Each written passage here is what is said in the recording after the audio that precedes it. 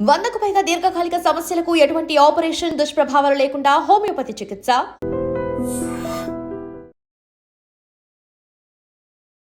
Welcome to iDream media.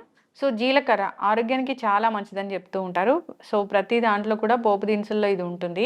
అయితే జీలకర్ర జీరా water తీసుకుంటే చాలా రకాల ఆరోగ్య లాభాలు కలుగుతాయని చెప్తూ ఉంటారు. అయితే జీరా వాటర్ ప్రిపరేషన్ ఏంటి, ఎప్పుడు తీసుకోవాలి, ఎటువంటి అనారోగ్య సమస్యలు తగ్గిస్తుంది, వివరాలు తెలుసుకుందాం. మనతో పాటు ప్రముఖ vegetable therapist and sun spiritual society founder, Leo diet specialist Vikramaditya Guruji గారు ఉన్నారు. గురూజీ నమస్తే అండి. సూర్యోస్మితల్లి. గురువు గారు, అంటే పోపు దినుసులు ఉన్నాయంటే వాటిలో చాలా రకాల మెడిసినల్ వాల్యూస్ ఉండబట్టే అదొక పోపుల డబ్బాలో చేరిపోయాయి. వంటిల్లే ఔషధశాల ఇలా చెప్తూ ఉంటారు. అయితే జీరా వాటర్ చాలా ఎక్కువగా చెప్తూ ఉంటారు. జీరా వాటర్ తీసుకుంటే మనకు అనారోగ్య సమస్యలు తొలగిపోతాయని. ఏంటి అంత స్పెషల్ బెనిఫిట్స్ ఏమున్నాయి దాంట్లో? స్పెషల్ బెనిఫిట్స్ లేకుండా అంటే మనకి ఈ స్ప్రౌట్స్ లేకపోతే ఈ మసాలా దినుసులు ఏవైతే ఉన్నాయో చాలా రకాలు ఉన్నా మనకి అధిక ప్రాధాన్యత జీలకర్రలాగే ఉంటుంది సోంపు, కానీ దాన్ని మనం వంటల్లో వాడం. అది అరోమాటిక్గా దాన్ని ఆ భోజనం చేసిన తర్వాత తీసుకుంటాం. కానీ ఇక్కడ జీలకర్రకు ఉన్నటువంటి ప్రాధాన్యత మన శరీరంలో వాతము, పిత్తము, కఫము, కెటబాలిజం, మెటబాలిజం, ఎనబాలిజం వీటి మీద పనిచేస్తూ ఉంటుంది.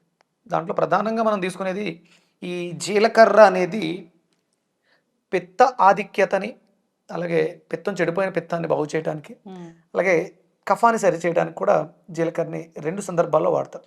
ప్రధానంగా అధికంగా పిత్తాన్ని బాగు చేయడానికి చాలా అద్భుతంగా ఉపయోగపడుతుంది. మనకి సోంపు కూడా పిత్తం యొక్క ఆధిక్యతను తగ్గించడానికి, పిత్తం చెడిపోతే బాగు చేయడానికి సోంపు ఉపయోగపడుతుంది. కానీ అది కఫానికి పనిచేయదు. ఇది కఫాన్ని బాగు చేయటానికి, అంటే మన శరీరంలో ఈ 3 కూడా అధికంగా వృద్ధి చెందడం, చెడిపోవడం రెండే జరుగుతాయి. వాటిని బాగు చేయడానికి, వాటిని బ్యాలెన్స్ చేయడానికి ఉపయోగపడుతుంది. వాతము, పిత్తము, కఫము 3 కూడా ఆయా సందర్భాలలో తిథుల ప్రకారం, ఋతువుల ప్రకారం, మనిషి యొక్క జీవన విధానం ప్రకారం మారుతూ ఉండాలి. శారీరక శ్రమ చేసే వాళ్ళకి వాతం సరిగా లేకపోతే బలహీనంగా ఉంటారు, పని సరిగా చేయలేదు. అలాగే శారీరక శ్రమ లేని వాళ్ళకి మనకి పిత్తం అధికంగా ఉంటే, పిత్తం చెడిపోతే ఇబ్బంది పడిపోతూ ఉంటారు. వీళ్ళకి పిత్తం అధికంగా ఉండాలి శారీరక శ్రమ చేసే వాళ్ళకి, ఎందుకంటే వాళ్ళు తీసుకునే ఆహారం కొంచెం స్ట్రాంగ్గా ఉండేది తీసుకుంటూ ఉంటారు. వాళ్ళకి పిత్తం బాగుండాలి, అలాగే వాతం బాగుండాలి. వాళ్ళకి కఫం తక్కువగా ఉండాలి. కూర్చొని చేసే వాళ్ళకి కఫం బాగుండాలి. కఫం అక్కడ చెడిపోయినా, అధికమైనా, అంటే చేస్తున్న పనులను బట్టి, తీసుకుంటున్న ఆహారాన్ని బట్టి మన జీవన విధానం ఉండాలి. కాబట్టి కొన్ని పదార్థాలని, అంటే పోపుల పెట్టెలో ఉండేటువంటి లిస్ట్ ఏముంది? జీలకర్ర, ధనియాలు, ఆవాలు, మెంతులు, ఇవి ప్రధానంగా ఉండేవి. దాంతోపాటు మిగతావి యాడ్ అయినాయి. తాలింపుల్లో వేసేవి కాదు, అవి మసాలాలో వేసేవి. తాలింపుల్లో వేసేది ప్రధానంగా జీలకర్ర, మనం ఎక్కువగా వాడాల్సింది. ఇప్పుడు అవన్నీ పోయి దాంట్లోనే కొంచెం మినప్పప్పు వచ్చింది రుచి కోసం, శనగపప్పు వచ్చింది, ఎండుమిర్చి వచ్చినాయి పోపుల పెట్టెలో అవి లేవు. ఆవాలు, మెంతులు, జీలకర్ర, వాము, ఆవాల్లాగే ఇంకొకటి ఉంటుంది, అసలు ఎవరికీ తెలియదు, వాంటేలు అని ఉంటాయి. ఇవి మనకి ప్రధానంగా ఇంగువ, తాలింపుల్లో మనం ప్రధానంగా వాడాల్సినటువంటి దినుసులు. అందులో ప్రధానంగా మనకి ఇప్పుడున్నటువంటి పరిస్థితులలో జీర్ణశక్తి అందరికీ తగ్గిపోయింది. జీర్ణశక్తిని మెరుగుపరుచుకోవటానికి, అంటే మన శరీరంలో ఎండోక్రైన్ గ్లాండ్ సిస్టమ్ మీద జీలకర్ర చాలా బాగా పనిచేస్తుంది అని సైంటిఫిక్గా చెప్తూ ఉంటారు. విసర్జన వ్యవస్థ, ఎండోక్రైన్ గ్లాండ్ సిస్టమ్, మన శరీరంలో టాక్సిన్స్ని ఎలిమినేట్ చేయడానికి జీలకర్ర చాలా బాగా ఉపయోగపడుతుంది. అంటే కడుపులో ఉండేటువంటి జఠరాగ్నిని ప్రజ్వలింపచేసి అరుగుదలని మెరుగుపరచడం ద్వారా ఆ ఫైర్ బర్న్ అయినటువంటి వేస్ట్ మెటీరియల్ని మలం విసర్జన ద్వారా బయటికి పంపడానికి జీలకర్ర చాలా అద్భుతంగా ఉపయోగపడుతుంది. చాలామంది చూడండి మీరు, మసాలా దినుసుల్లా బయటకు వచ్చేస్తూ ఉంటాయి మోషన్లో, అంటే అవి కూడా అరగని స్థితిలో ఉంటాయి.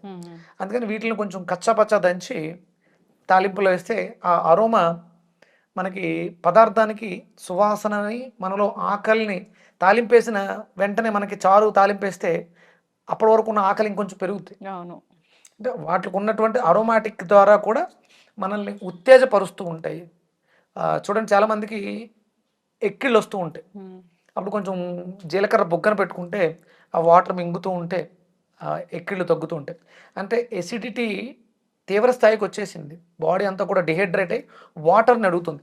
ఒకేసారి వాటర్ తాగేస్తే ఇబ్బంది అవుతుంది. అందుకని చెప్పేసి అని జీలకర్రని బొగ్గన పెట్టుకుంటే ఆ వచ్చేటువంటి లాలాజలంతో కూడిన యాంటాసిడ్ ముందు గ్యాసెస్ని సప్రెస్ చేస్తుంది.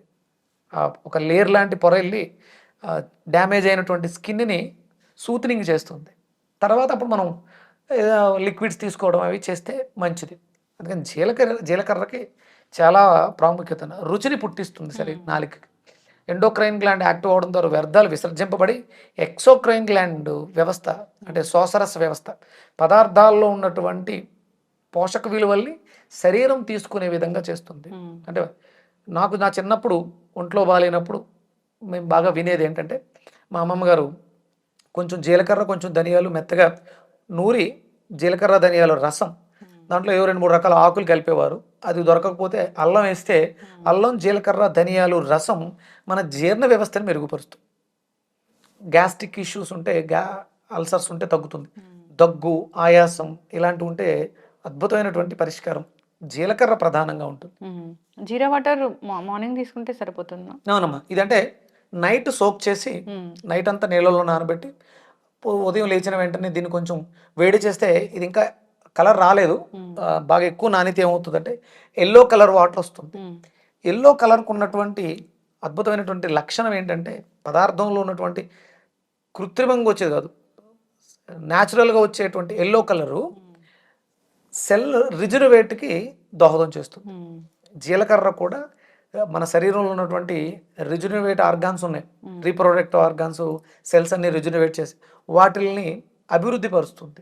సెల్ రీజనరేషన్, యాక్సిడెంట్ అయిన తర్వాత అక్కడ కొత్త సెల్స్ రావాలి అన్నప్పుడు జీలకర్ర నీళ్ళని ఉదయం నైట్ నానబెట్టి ఉదయం ఒక 5 నిమిషాలు మరగబెట్టి వడకట్టి దాన్ని తీసుకోవడం. కొంచెం కచ్చపచ్చ దంచితే దాంట్లో ఉన్నవన్నీ ఆ పోషక విలువలన్నీ కూడా వాటర్లో బాగా తీసుకుంటుంది. దాన్ని మనం మరగబెట్టి గోరువెచ్చగా కొంచెం తేనె వేసుకోవచ్చు, లేదంటే కొంచెం మింట్ వేసుకోవచ్చు. గ్రీన్ టీ తాగే అలవాటు ఉంది, ఇది జీరా టీ, జీరా సూప్లా తాగొచ్చు. కొంచెం ఇవి ఉంటుంది మన బ్లాక్ సాల్ట్, టేస్ట్ చాలా అరోమాటిక్గా చాలా బాగుంటుంది. మసాలా జీరా టీ ఇలా కూడా తాగొచ్చు. దానివల్ల చాలా ప్రయోజనాలు, కొన్ని మనకు తెలిసినవి మాట్లాడుకున్నాం, తెలియనివి ఇంకెన్నో. ఇది శరీరానికి ఆరోగ్యాన్ని చేకూర్చేది. జీలకర్రని తాలింపులు బాగా ఎక్కువ వెయ్యండి, ఏమీ లేవు తినడానికి, కొంచెం ఇమ్మీడియట్గా 2 కరివేపాకు రొబ్బలు వేసి కొంచెం జీలకర్ర కొంచెం మిరియాలు వేస్తే జీరా రైస్ ఆకలిని వృద్ధి చేస్తుంది, ఆకలి ద్వారా వచ్చేటువంటి ప్రాబ్లమ్స్ని కూడా తగ్గిస్తుంది. చక్కటి ఇన్ఫర్మేషన్ గురించి. జీరా వాటర్ ఆరోగ్యానికి చాలా మంచిది. జనరల్గా కూడా చెప్తుంటారు జీరా సోడా కూడా దొరుకుతుంది కదా, ఇండైజెషన్ ప్రాబ్లమ్స్ అద్భుతంగా పనిచేస్తుంది. ఏదైనా కానీ వీటిని వాడాలి, ఈ పోపుల పెట్టెలో పెట్టారంటే అవి మన ఆరోగ్యానికి మేలు చేకూర్చేవే. సో పరిమితిగా వాడుకోవాలని కోరుకుందాం. చాలా చక్కటి ఇన్ఫర్మేషన్ గురూజీ, ఫాలో అవ్వాలని కోరుకుందాం. ధన్యవాదాలు. సూర్యస్మితలే. And for more videos, Please subscribe to iDream. Please subscribe to iDream. Please subscribe iDream. And please subscribe to iDream. For more videos, subscribe to iDream. please like, share, and subscribe to the channel. Congratulations, iDream. Subscribe to iDream. Subscribe to iDream. So subscribe to iDream Media. iDream team andarki huge congratulations. Please subscribe iDream Media. Please subscribe to iDream. Subscribe iDream. Please subscribe to iDream. iDream అంటే నా కళల ఛానల్ను subscribe చేసుకున్న నోరు తిరుగుతలేదు, మీరైతే గంట గుర్తు కొట్టండి. For more such videos, please subscribe to iDream. Subscribe to iDream. Please subscribe to iDream. Please subscribe iDream Media. Please do subscribe to iDream. Please subscribe to iDream Media. For best entertainment and information, please subscribe iDream. And don't forget to subscribe to iDream.